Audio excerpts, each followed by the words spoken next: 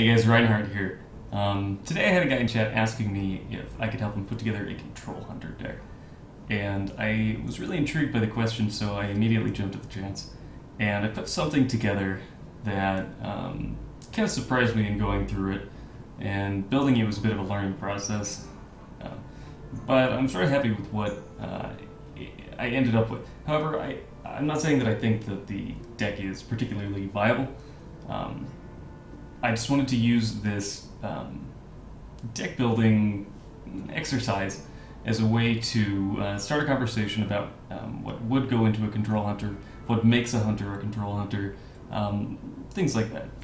So I'm actually going to delete the deck right now and build it from scratch again to try to go through the thought process that I followed earlier. Okay, so first I wanted to try to define what a control deck means and what it actually, what kind of mechanics it's built around and what embodies a control deck. And the easiest thing to compare it to is the familiar Control Warrior. So Control Warrior has things like Execute and Shield Slam. It has a bunch of cheap and efficient removal for big threats. And the basic idea behind these cards is that you're paying one card and a few mana, usually maximum, in order to take out something that may cost their entire turn, allowing you to armor up afterward, survive into the late game. Basically, card advantage is what I'm getting at. Things like Brawl cost one card to maybe eliminate 6 of their cards. It's sustainability paired with efficient removal strategies. So, in looking at Hunter cards, it's like, what can we compare to Control Warrior tools? Hunter's Mark kind of seems like a reverse Execute to me, where as an Execute you have to hit a minion and then remove it. You have to activate the you use the Hunter's Mark and then hit the creature. And it may seem like a minor difference, but it's actually not. Execute seems a lot better for a few reasons. Namely, you can remove a minion that has already cleared your board. It doesn't require any kind of board presence to actually use, whereas this has to either be paired with another ability.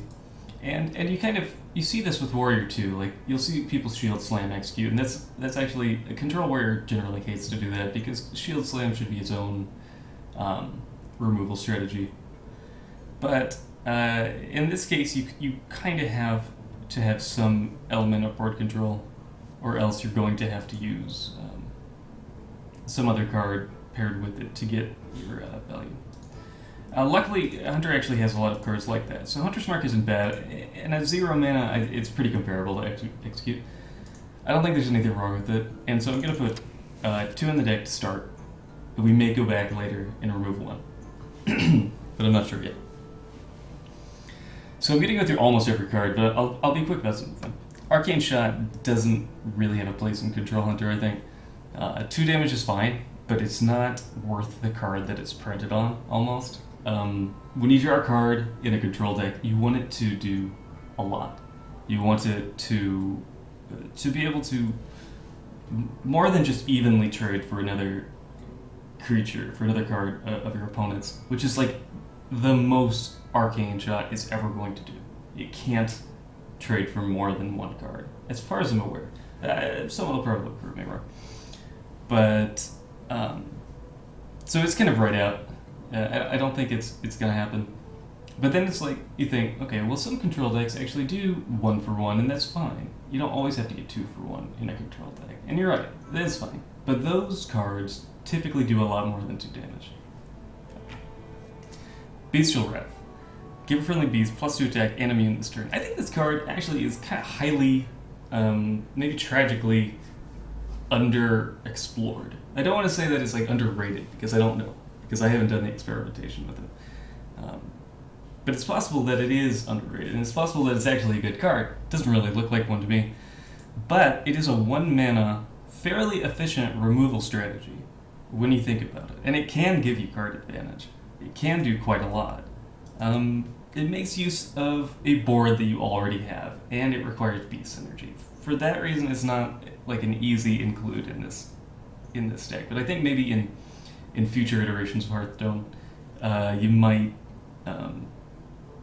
find yourself using Beast Drill around. It's something that gains more value over time as beasts are added to the game, but by default, it's not going to do so much for us here. Tracking is a card I love. I absolutely love tracking, and I put it in my mid-range hunter, and I never look back. I think everybody should run it. Even in face hunter, it's a really good card. It's basically like spend 1 mana and draw a card that you need. That's amazing. It's almost like searching through your deck and picking out the card that you need for the exact situation you're in. It almost is that, because you get to look through 10% of your deck, or more. Like, use it later in the game, that can be half your deck. It's really great, but here's the thing. It doesn't so much help control. It's not cycle. It is removing these cards from your deck.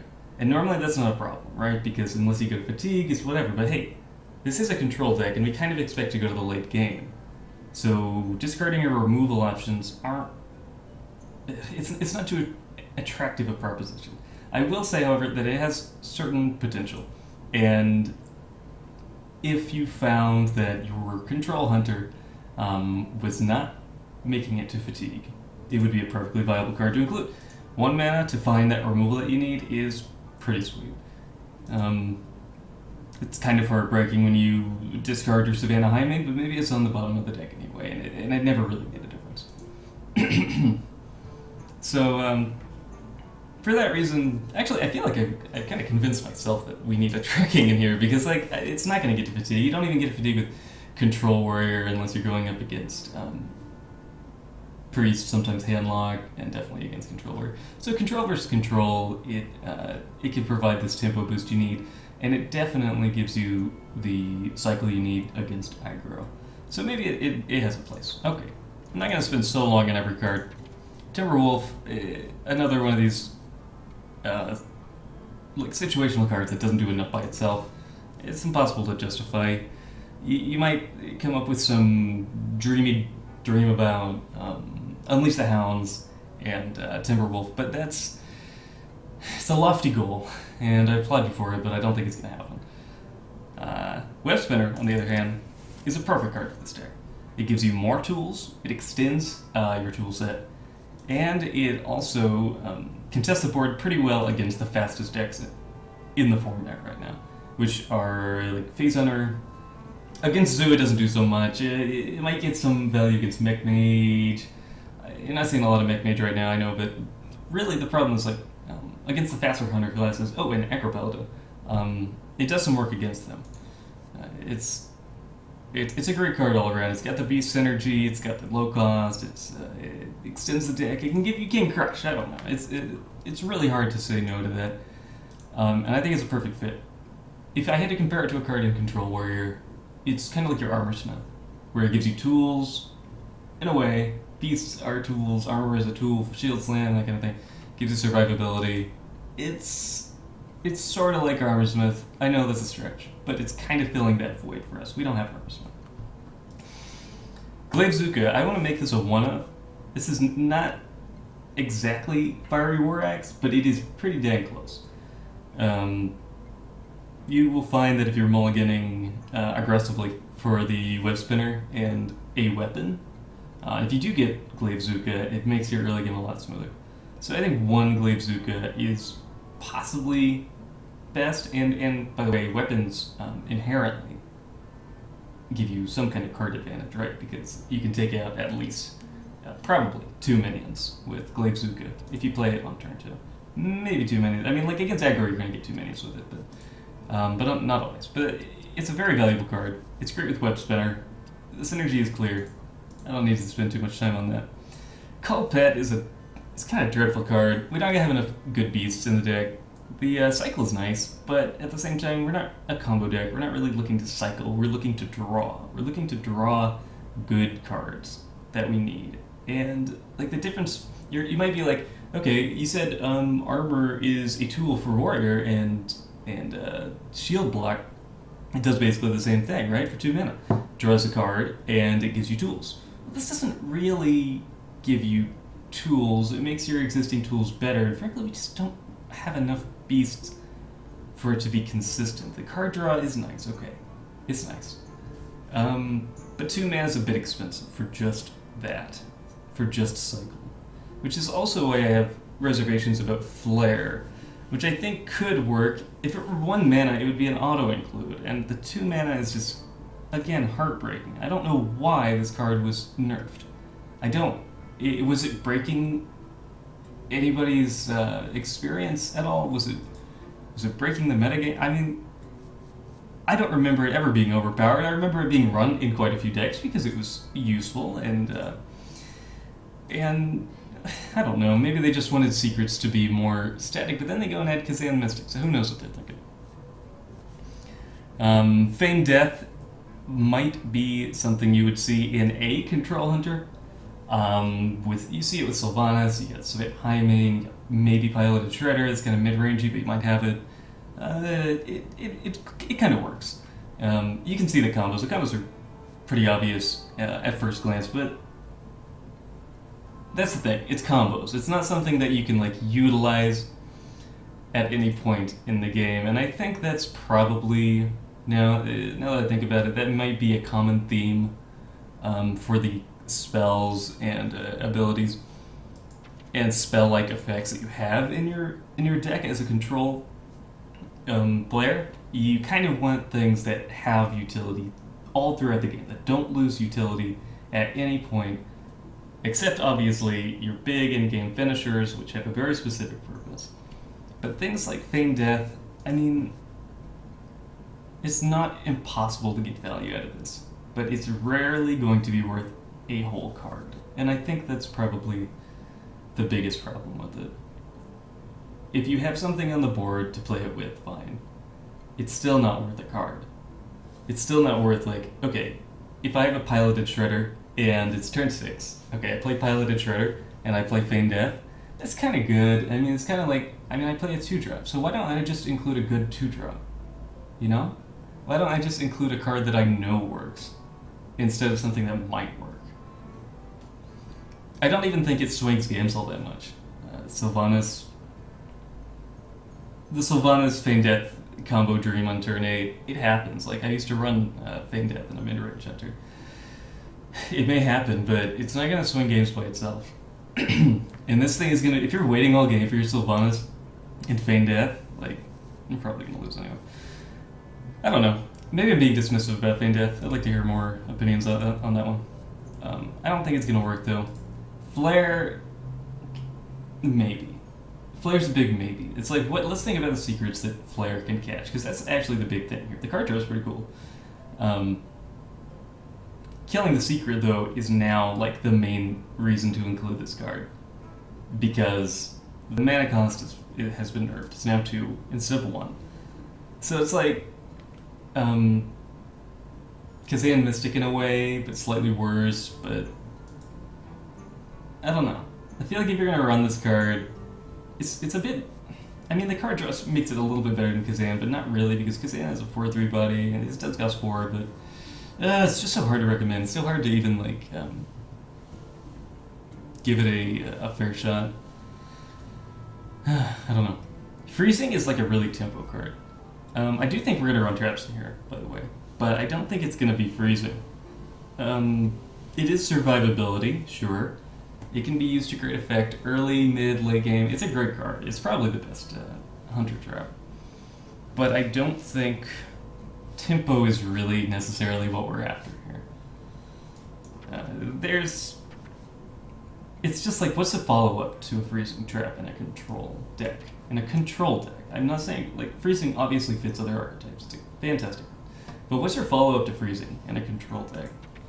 Like, besides in the last few turns, when they get their big things out and you've been saving this freezing for their, like, Grottish Hellscream or something, I don't know. I don't think it fits. Here's the thing. I kind of think that Misdirection and Snake Trap both fit. And kind of hear me out, I guess. Misdirection. Actually,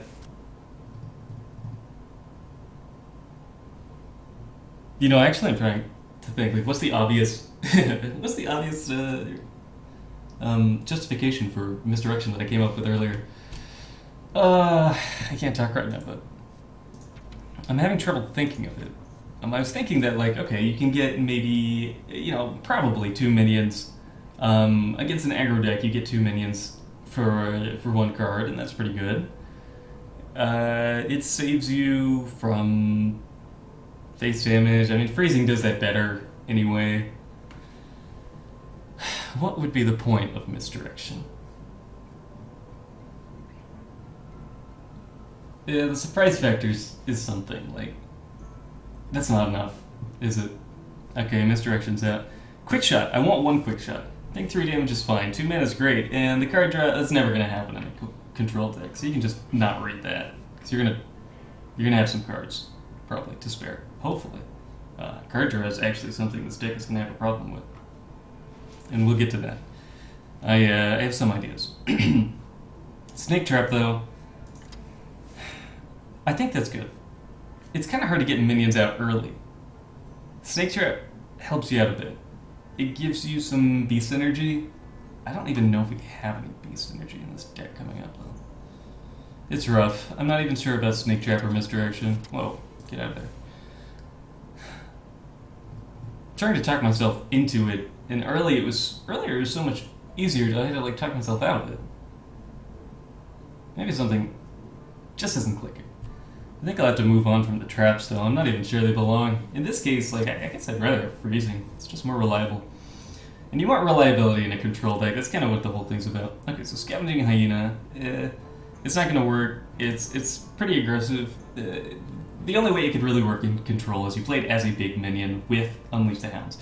But it's a 2-card combo. You're going to have it. You're going to play it virtually every game if you want to. But Unleash the Hounds is good enough on its own, and we don't need just a big beast on turn 4.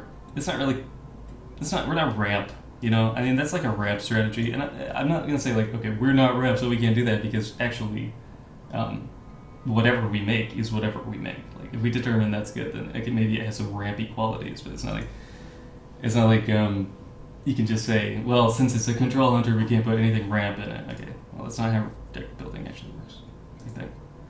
Steam Wheel Sniper. So this is the card that sparked the whole discussion in chat.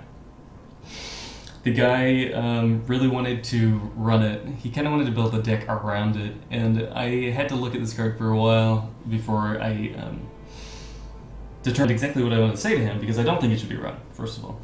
And the reasoning behind it is, this is a 2 mana, 2/3. Your hero power can target minions. Okay.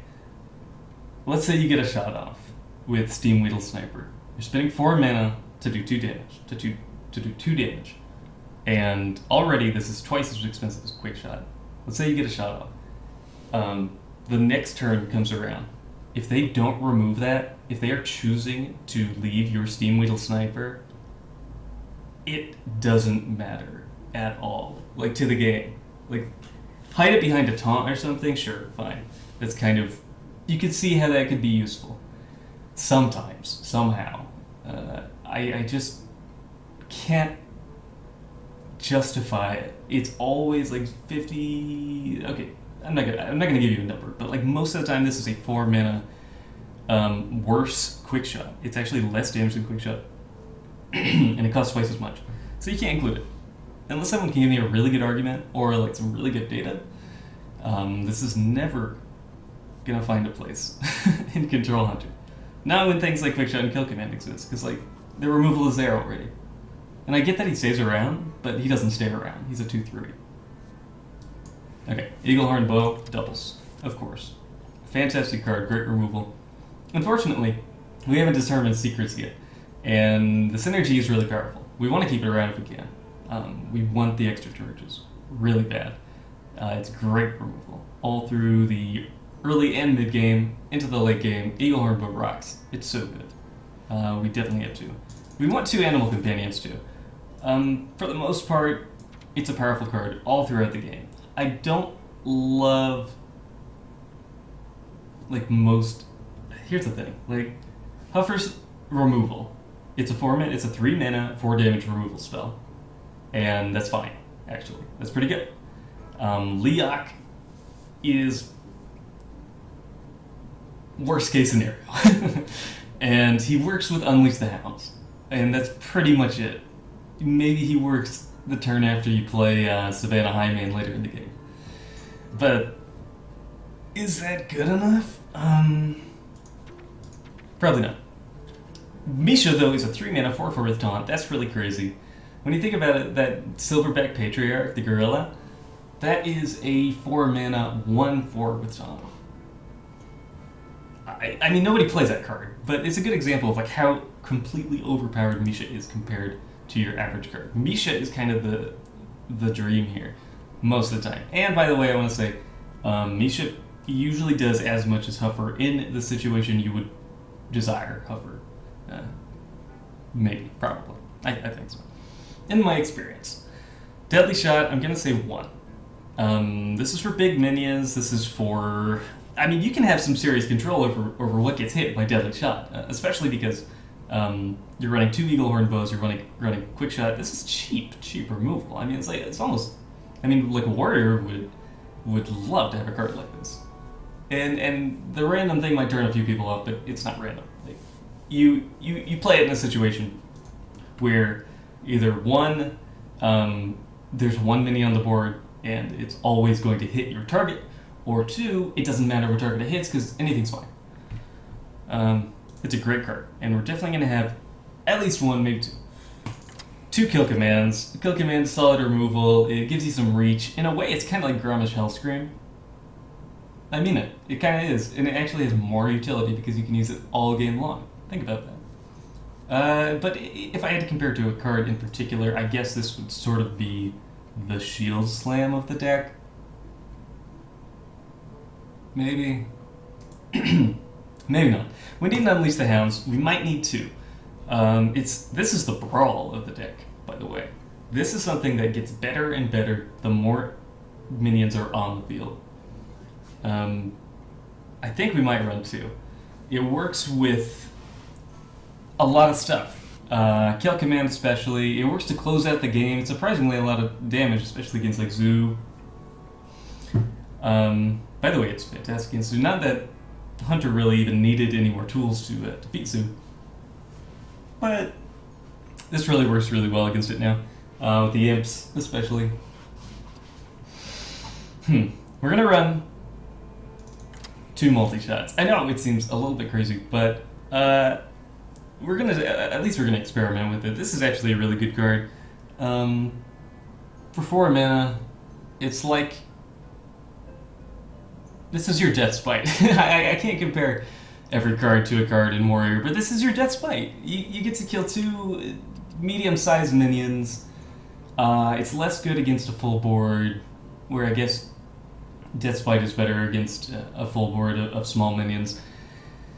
But more specifically, what does it hit? It kills Pilot Ditch Shredder, which is pretty good. It kills Acolyte of Pain, and usually that, I mean, obviously it doesn't kill something when there's 1 on the board, but in that case you have Eaglehorn Bow, you have Quick Shot, you got Kill Command, you got a bunch of things. This is for 2 minions on the board, and it does work. Based on, I'm sure everyone has played Arena and gotten absolutely crushed by multi-shot Arena. I'm not sure if I really have to spend too much time like belaboring this justification, but I think it has potential here, and I think it's like, if we're talking about a control hunter already, let's give it a try. It may not have everything. The only reason, like, it would be played everywhere for 3 mana. That's the thing. It's like slightly too expensive. It's like worth. It's just too expensive. It's slightly too expensive. 3 mana is too cheap. 4 mana is too expensive. It puts it in a weird spot. I don't really know what else to say about it, but there's so many things that it hits. It's just a little too expensive. I guess that's my only problem with it. Maybe it's a one-off. We'll come back to it. Okay. Core Rager, probably not. Houndmaster could be a one-off. We'll put him in there tentatively. We have the Web Spinner. We've got Animal Companion, obviously. Unleash the Hounds works with it decently. It works. Explosive Shot. This is our Sludge Belcher Popper. This is gonna do a lot of work. How many cards have more than 5 health in the game? Like 2. No, like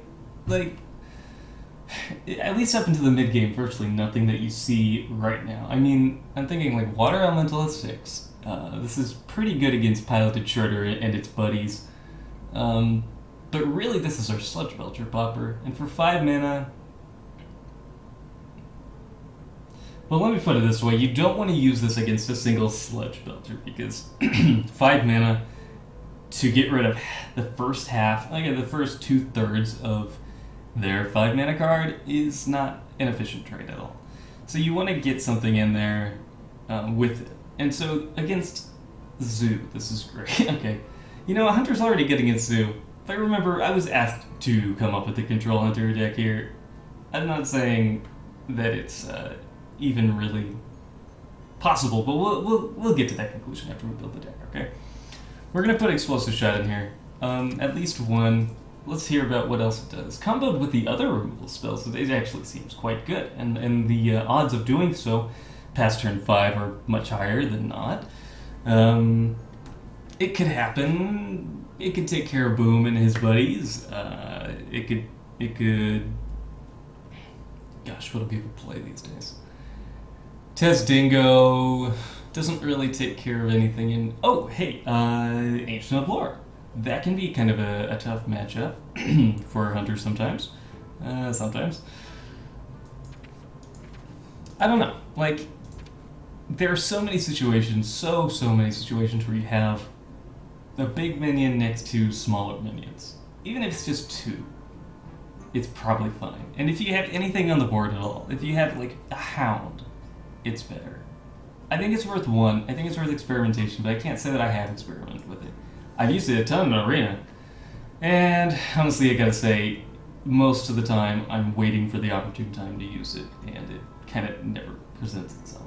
But sometimes it does. People don't play around it, but they would if Control Hunter were more popular. It's hard to say. King of Beasts just can't work. Look at this guy. He has 5 mana. He's a 2/6. And when will you ever really have a bunch of beasts out? Okay, Unleash the Hounds, King of Beasts, sure. Even then, what are you doing? Like, how is this?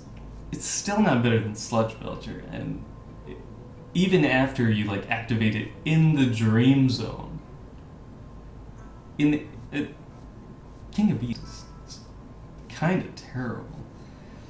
Okay, so this is something I actually really wanted to talk about, and it's called Starving Buzzard. This is a terrible card, right? This is a terrible card that used to be game-breakingly good, and then it got nerfed into oblivion, and now it is one of the worst cards in the game. Right? Maybe. Probably. Almost certainly. But I kind of think it has some possibility for like late game Hunter in a control structure. It's sprint with Unleash the Hounds. It used to be a turn like 4 sprint, right? And then it became turn 5, and then they nerfed everything. I think that was it, wasn't it? And now it can be a turn 8 sprint, and sprint costs 7. Okay, but people use prep on it these days. Okay, so it's still super hard to justify Starving Buzzard, but at least in this deck, it's even harder to justify. Gosh, this is such a bad card. I want it to be good, I want it to work, and it's actually possible that it could. I just don't know if there are enough beasts for it to be a sure thing yet. Playing Unleash the Hounds on turn 8 is not something you want to do. Holding this in your hand all game and waiting for turn 8 and Unleash the Hounds is not something you ever want to do. Starving Buzzard's out. I'm disappointed. I mean, I wanted that card in there. I really wanted him. He looks... I don't know. Like, everybody... Don't you want to be the one to find the hidden value of a card. I don't know. This is like the most obviously bad card in the game. Wouldn't you? It'd be cool if it were great somehow, but it's not. And there's nothing we can do about that now. So Anaheim made obvious choice. This is going to be the first of your big threats at the end of the game as Hunter. It doesn't need a whole lot of explanation because it's amazing. Everybody plays it, even in like what is essentially Face Hunter, Hybrid Hunter. It throws in the Savannah Highway because it's so good. Let's talk about Gladiator's Longbow for just a moment, because this is a really cool card. And yeah, I clicked that. There's a reason why. This is super removal for the in-game. This is not only super removal for the in-game, this is Fireball to the face. This is Pyroblast over 2 turns. This is super removal. This is Arcane... No. What is it? Help me. The big axe that warrior wields. Do I have to check? This is Arcanite Reaper. This is Arcanite Reaper. Like, with Divine Shield, right? It's even... I think it's better than Arcanite Reaper. Okay, Arcanite Reaper costs 5, right? Okay, so it's not that good. That's not that good. But this is a late game card. You can put one in your deck. I think you put one in your deck. In a control warrior, I think it's a perfectly viable card. It's late game removal if you need it. It's late game reach if you need it. It costs 7. Yeah, that puts you off, right? It's gonna be sitting in your hand all game. But so does Grommash Hellscream. He does. So does Ragnaros. So does Ysera. This is that. Just because it's a weapon doesn't mean that it's not. And you know what? This has charge. It has charge and it's Divine Shield, and we're playing it. I'm not sure, I think it's overlooked. And the fact is, the reason why it's overlooked isn't because it's bad, because this card is pretty sweet in Arena, and it was actually pretty cool in the recent Challenge Stone. I saw it played there too. But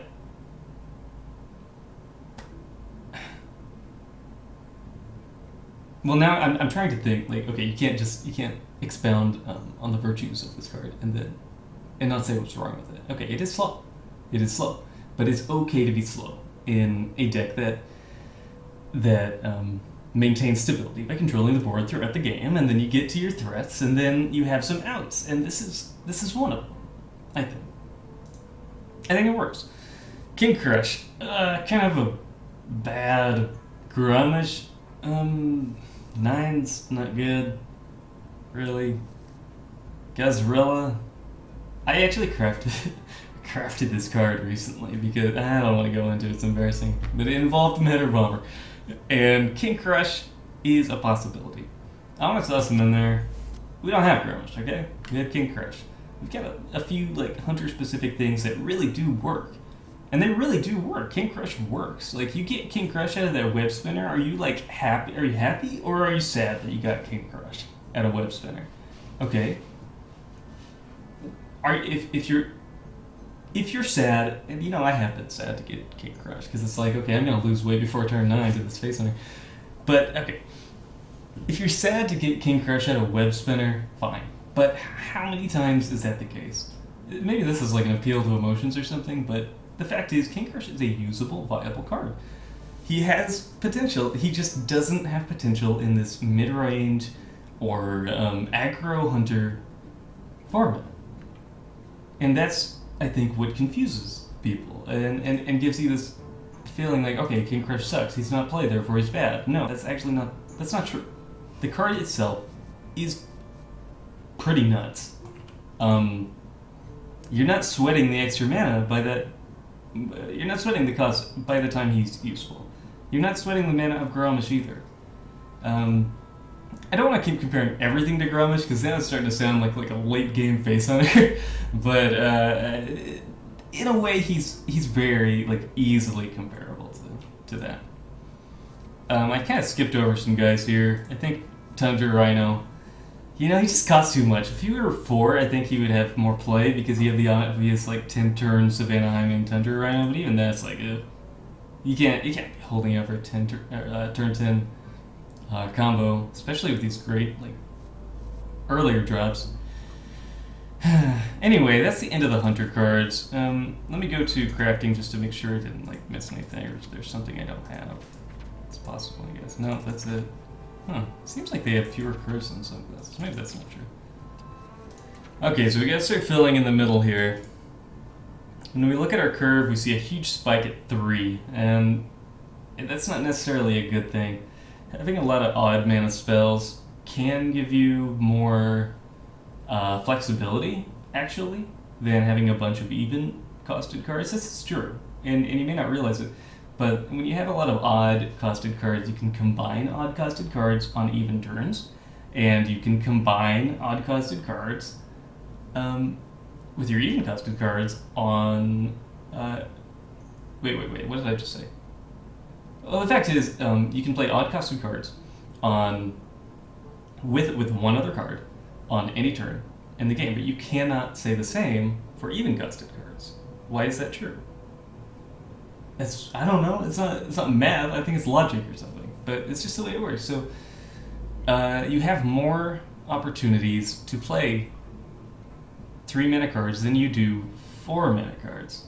In a way. Think about it. I don't know if I need to explain it further. I think some people are going to be like, no, there's the same amount of turns even and the same amount of turns odd. There's probably a quick and simple way to explain this. And maybe I'm misunderstanding something, but I don't think I am. But if you have more questions, I guess we'll talk about it more. The fact is, 3 mana is not as bad as it looks, although obviously we need to fill out the early game big time. We need more efficient turn 2 options, and I'm thinking another Glaive Zuka at this point. But there are other possibilities too. Okay, but for now, the Hunter package looks pretty good to me. It's not bad. It's not. I mean, these are things we're used to. These are things we're used to in Arena, and I think I got inspired because I went 8 wins with a Hunter today, and it was fairly control oriented. It had a lot of these cards that we're talking about. It had Exploding Shot, had I don't think I had Multi-Shot actually, but I had the Glaive Zuka, and I was surprised by how much early game control it gave me. Okay, so let's give it a try. Maybe it does make sense to put 2 Glaive Zukas in. Okay.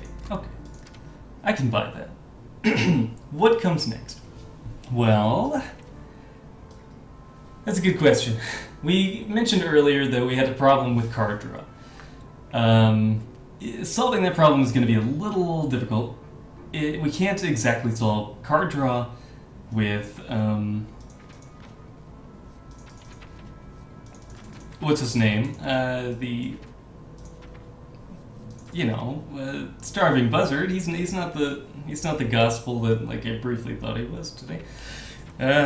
Actually, I think we're gonna put stuff that's more staple of control decks. I think we're gonna put Acolyte of Pain. Where is he? We need an owl, no doubt. We'll keep that in there. Where's the Acolyte? Acolyte. You cost 3, don't you? We haven't even decided on secrets, and we haven't actually decided on Mad Scientist either to go along with the secrets. But the fact is, we have 2 Eaglehorn bows, and it's begging for secrets to fill it out. But look, we have 28 cards in the deck already. This is getting crowded. We have a few more 3-drops and a lot of 2. Not nearly enough 2s actually. We have a lot of 3-drops and maybe not even enough late game to be called a control deck. We have a lot of removal, and that could be okay. Gosh, I think we need... I mean, the tracking helps, but gosh, we need more, either... if you want to have 3s, you actually have to have 1s to go with them, also. I kind of neglected to explain that in the whole even-odd discussion. Talking card draw, though, would you put a Gnomish in here? We have 3 4s, we have multi-shot removal, we have Houndmaster, which I think we're going to remove. Ugh. It's pretty gross. Shade of Nax, would you put that in here? Probably not, doesn't really make sense. Spider Tank, yeah. Defender of Argus actually has potential. Actually has a lot of potential. It has potential with... actually Defender of Argus is kind of like a worse Hound... It's slightly... Could be better than Houndmaster. This is weird. It'd be cool if this was also the adjacent minions Get a lot more play, probably. Well, Defender of Argus is a possibility, but we'll have to... Oh! It's gonna be Cult Master, isn't it? Cult Master is like... slightly better... I was gonna say, it's like slightly better Starving Buzzard. It's not gonna be Cult Master, is it? I mean, when you think about it, like the only thing that it works with is Unleash the Hounds. Maybe One Up. One Up could work, right? It could work. You don't want to plan on... When's the earliest you can do that? It's pretty late. 4-3. You can play it with a Web Spinner or two. You can play with the Iron Beak. You can play with Animal Companion. Yeah, I think it's probably going to be Cult Master. It's kind of weird. You could play Kazan Mystic if you wanted. If you could find a place in this deck for Kazan Mystic, maybe you could play that. It's seeing a lot of play these days. This is not a mid-range deck, but I don't want to say like it's not. Again, like with the ramp thing, it's like this deck is whatever it is. But what we're trying to make here is something that controls the board, not necessarily through efficient trades, but through reliable and cheap removal.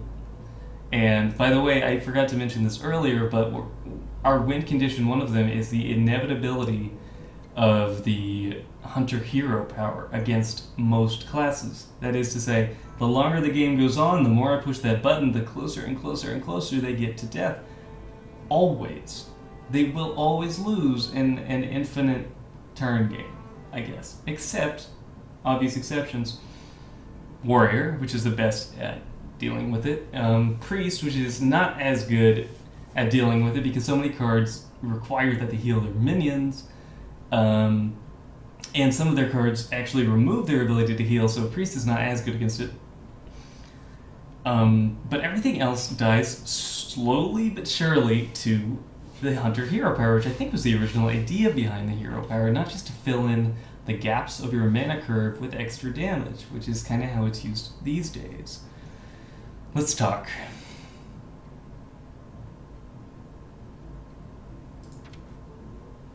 Card draw. Let's talk Azure Drake. Let's talk Azure Drake plus Quickshot, 4 damage, 7 mana.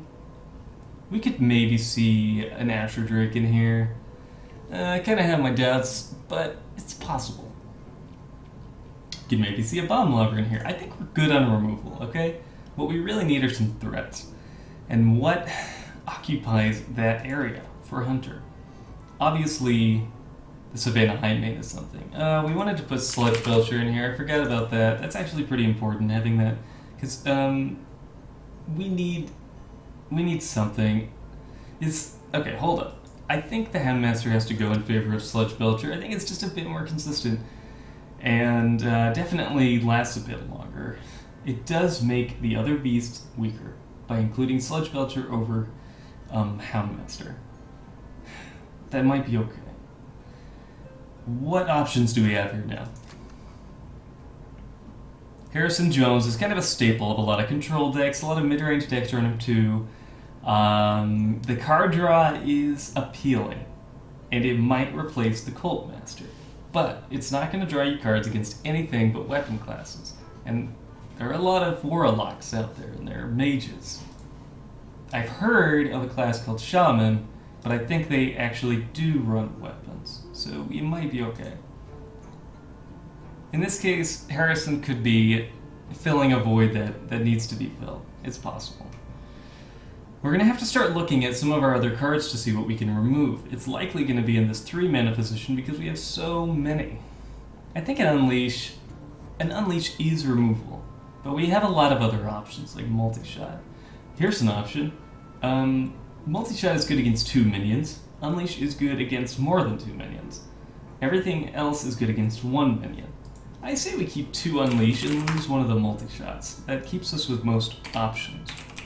And Multi-Shot is there for the situations that really call for Multi-Shot. And they do exist, and they show up a lot. So, Lothab, I love Lothab. He may have a place in the deck. Harrison Jones, maybe. Let's find out. We do have a lot of late game coverage. We don't need to worry about putting in the rag necessarily. or the Kel'Thuzad, whatever, Cro-Magus. I don't know what people would put here. I'm not dismissing those cards either. I just want to point out that these cards kind of fill that role already and pretty well. Not necessarily to the extent that you would see in Control Warrior. I want to put a Sylvanas in here. It's kind of good for swing. It definitely... it's important because of the subtle effects of Sylvanas that you don't see. Sylvanas is not necessarily about stealing a minion and getting a sweet minion that you didn't even pay for free. That's not really what she does best. What she does best is disrupting the plan of your opponent. You put her on the board and they cannot continue the game in the way they anticipated. They can't.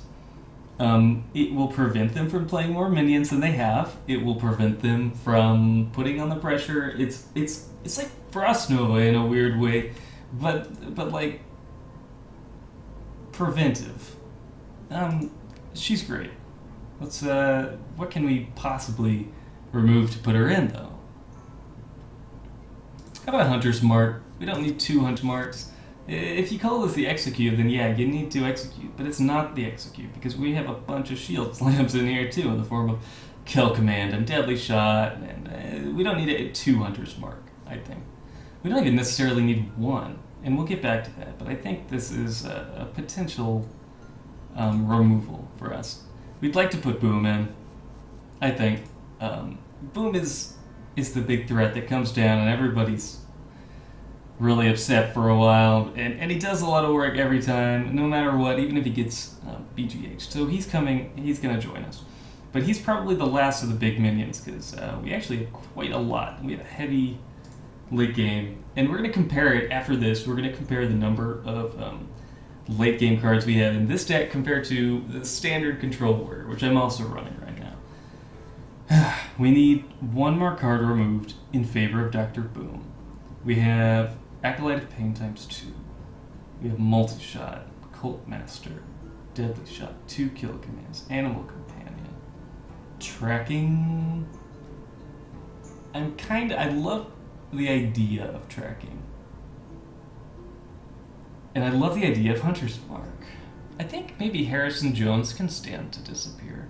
I mean, I don't know.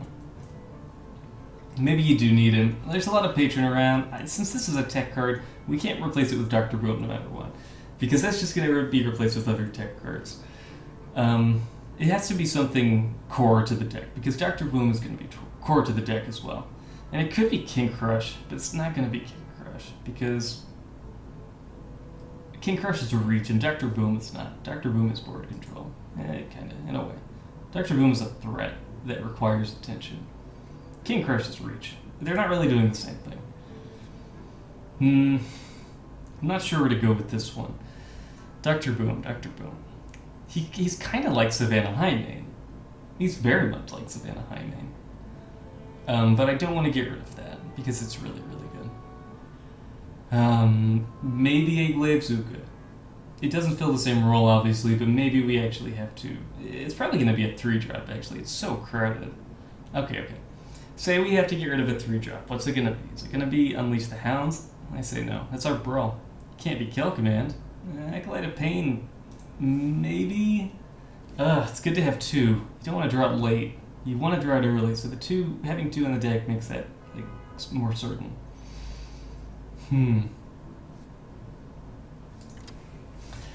Well, let's take out 1 Acolyte of Pain, because we have some more card draw in the form of Cult Master. We have some potential card draw in the form of Harrison Jones. We maybe have a deck here. There are some glaring issues with it. There are no secrets in this deck. And Explosive might be even an option. Explosive over Multi-Shot is reasonable. But I'm not going to be lettering with this deck right now. This is mostly just to kick off a discussion, so I'm going to leave it as it is. I'm going to look at the curve, compare it to Control Warrior, and then start the discussion about this archetype. And also I'll say my final thoughts on why I actually think this probably is viable. Look at all those 3-drops. That's part of it. Anyway, as far as late game threats, it looks like we have 1, 2, 3, 4. Wait. Oh, okay. Here we go. 5.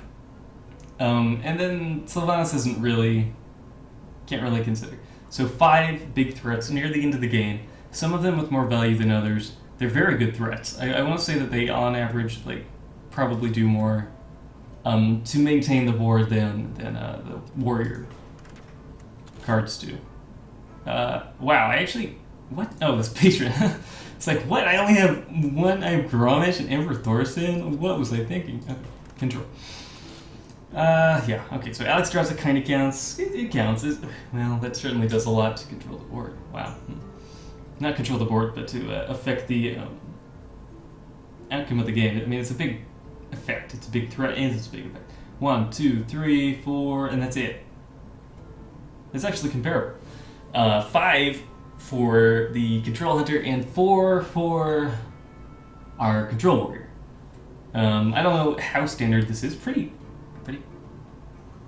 standard, I think. And this all looks about right. So, the curve on Control points toward a pretty early game. It focused around turn 2, whereas this one focuses around turn 3 with a few mass removal options that you don't see in Control Warrior. So maybe that evens it out, maybe it doesn't. It's time for experimentation, I think. I'm going to play it a little bit tonight, the Hunter, and I will post my thoughts after I play it. But I'm also going to post this before I play it. So thanks for watching. Check me out in Twitch sometime. Love having people in chat. Love talking Hearthstone. And I love playing card games. Alright, peace.